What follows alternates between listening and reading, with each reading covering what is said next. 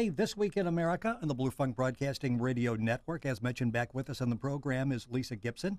She is the Executive Director, founder of Peace and Prosperity Alliance, author of the book Life and Death, The Journey from Terrorism to Triumph.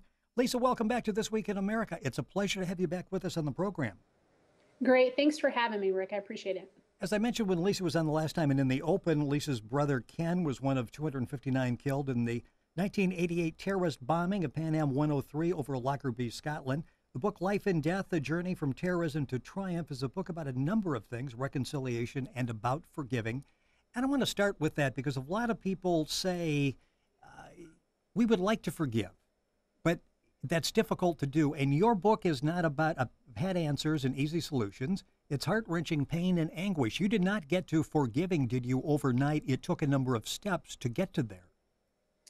Yeah, absolutely. I mean, that actually is the single biggest question I've been asked as I've gone around the world and told my story is, how do you forgive? Because I think that often we try to simplify it to the point where we don't really validate those that have been hurt in many times in very horrific ways. And so part of the process of moving towards forgiveness is to being able to feel the fullness of the pain and then also to have someone validate that before you can even begin to think about forgiving. You were 18 years old, living in Michigan, waiting for your brother Ken to return. I believe you hadn't seen him in several years. Waiting for him to return over the holidays. The Lockerbie bombing was December 21st of 1988. When you initially, your fears were confirmed because you felt that Ken could have been on that airplane, what emotions did you go through initially? Because most of us will go through a situation and go through initial emotions that we have to later talk ourselves through. What were your emotions initially? Well, I think the first was disbelief that there's any chance that he was really on that. I at first we didn't really know for sure. We didn't actually get confirmation until about a day later when someone from the military came and notified us. And so, he hadn't showed up. But in that period, there's a sense of denial of that maybe he's out there somewhere else safe, and you just begin to develop these coping mechanisms to try to avoid the reality of what ended up being the truth, and that is that he was on that plane. You talk in the book, and the book is Life and Death, A Journey from Terrorism to Triumph. The book is available at Lisa's website, peaceandprosperityalliance.org. You can link onto our website, thisweekinamerica.us, and get information. Book is available. It's excellent. You talk in there, you said one thing about loving your enemies. It's one thing about loving your enemies intellectually, a very different thing to walk it out. How difficult was that to reconcile what you should be feeling with what you might have actually been feeling? Well, I mean, part of the challenge for me is I wanted to not only forgive, but I really believe that foundationally the only way to fight hate is to respond in the opposite spirit of love, and which is why I chose to really reach out in love towards the enemies, the people that were responsible. And it's easy to think about it, but when you actually concretely try to do that, it requires you to actually sit down face to face with the people that have harmed you and share your heart with them. And it's incredibly vulnerable, especially when someone has already engaged in hateful behavior towards yourself or your family members. But there's so much power in it that I found that is, I really believe, transformational. When Gaddafi was in the United States speaking to the United Nations, you were one of, I believe, 2 family members to actually have an opportunity to talk with them. This was not without controversy because there were other family members that felt you should not have done that. But you talk about sitting there talking with Gaddafi, and for almost a split second, you could actually see possibly some humanity there. Yeah, it was almost like the opportunity to meet with him really came about. I personally approached the Libyan ambassador and asked to have a meeting with him. I knew at some point it would happen. I had gotten a clear vision that I would one day sit with him. But when it actually came to being, you never know how it's going to actually happen with someone like Gaddafi, who was really an evil man who did horrific things. And but it was like in that moment where, I was sharing with him my desire to focus on forgiveness and reconciliation. And I actually gave him a small gift. I gave him a cross pen that I saw for a brief moment, his countenance actually softened and I saw his heart. And for me, it was almost like maybe this was why I had this opportunity, is just to see the humanity even in someone who had done such horrific things in him and how far he'd gotten from that, to me was really quite inspirational. You're listening to This Week in America, our website, thisweekinamerica.us. Our guest on the program is Lisa Gibson, Executive Director and Founder of Peace and Prosperity Alliance. Her website, peaceandprosperityalliance.org. You can go to our website and link on and get all that information. The book is Life in Death, A Journey from Terrorism to Triumph. I'll mention that Lisa will be out with a new book soon. We'll have her back to talk about that.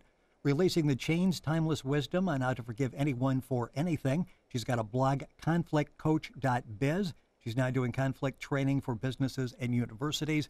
All that information at our website where you can get that information. The only person who was ever convicted of the crime recently passed away. And I know you wrote a letter to him years ago. Let's talk about the more recent event where he actually died. And I'm sure people were asking you, what does this do to your feelings? Do you feel now there finally is justice? This whole situation is now closed. Yeah, he died a couple weeks ago of cancer. He'd been fighting with prostate cancer, which was why he was originally released to go back to Libya. And when I heard the news, actually, what I instantly felt was a sense of, okay, now is Megrahi's day of reckoning. And ultimately now the truth is known, not necessarily on earth, but in heaven. And I really had the sense of maybe now the family members can finally have some closure. Maybe we can just begin to move on. And that was really my hope in the outcome of that. When you wrote the letter and you said you needed to confront some of these people, you talked to Gaddafi, you wrote to Megrahi, what did that do for you to actually write the letter? And I believe you actually got a response.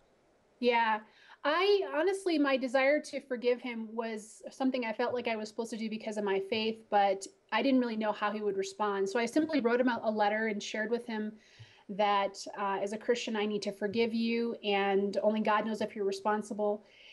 And that was pretty much it. And he actually wrote me a letter back, a very kind letter. And in it, he actually really blessed me and my family, said he did not do it, and actually even quoted some verses both from the Quran and the Bible about his hope that one day the truth would finally come out about him. And in the end, just closed and wished me the best. You know, it's interesting because many people believe he really didn't do it, and others believed, yeah, he was involved, but it certainly wasn't him. It was others. How did you feel about his involvement? I followed the trial very closely. I went to the trial several times. I watched it very actively, and I'm an attorney, so I was looking at it through the lens as a lawyer as well as a family member. And I can tell you there was a lot of evidence. And so I had a great deal of peace about the judgment by the Scottish government, despite what some of the other sources have said. But all along, we know that he said he didn't do it. And so I've kind of taken the posture of whether he did or did not, I may not ever know in this lifetime. But as a result of it, I have the opportunity to reach out to people in that region who would see this and say, wow, this person's trying to respond differently in forgiveness and reconciliation. I want to be a part of doing that rather than responding in the same spirit. It's interesting. We talked in the last program, and since then you've had a couple of experiences once again in trying to reach out and do the reconciliation and the forgiveness.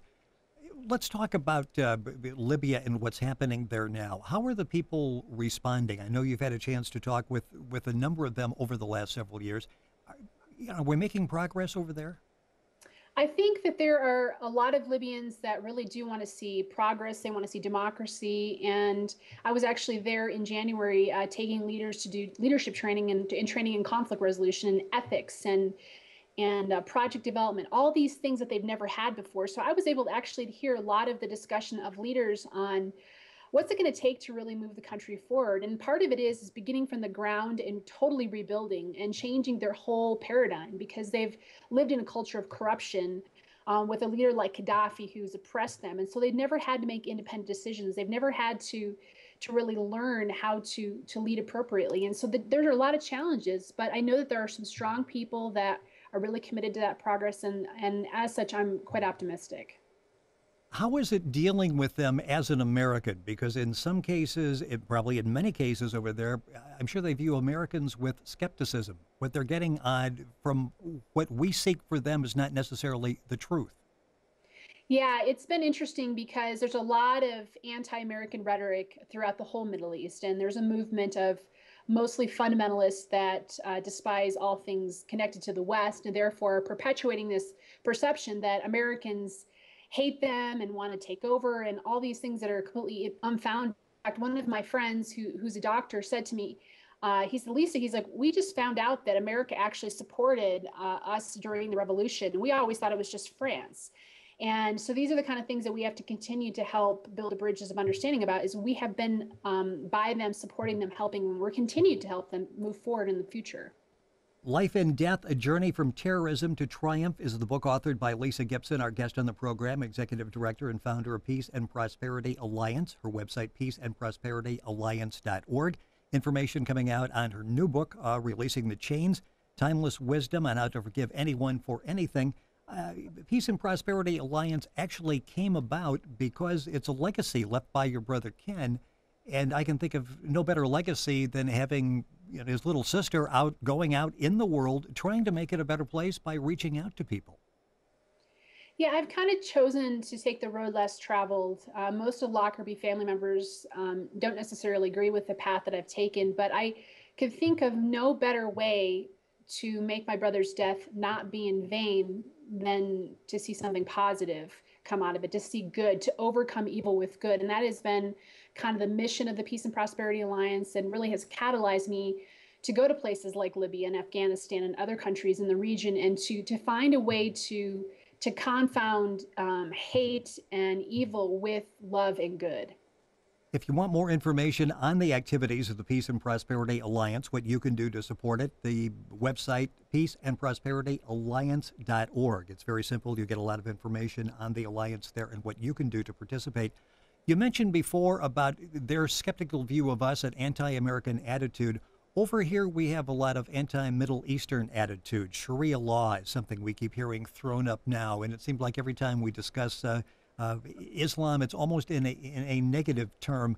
How do we break through that? I know that's something you're trying to do, but as consumers of news and we're watching and listening to all of this, how are we able to get through what's almost being set up as hatred or fear?